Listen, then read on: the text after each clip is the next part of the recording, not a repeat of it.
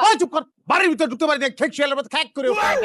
তখন কথা আছে আমার জরুরি কথা আছে চেয়ার লয়ে আমি বমু বয়ে বয়ে কথা বলবো দরকার নাই দরকার নাই এক চেয়ারে বইলে আমার 3 চেয়ারে এখন বম লাগবো তোরা 3 জন ভাই ওই তুই মাঝখানে ববি যাও তুমি মাঝখানে বহ বহ দেখো তোমরা 3 জনই আমারে ভালোবাসো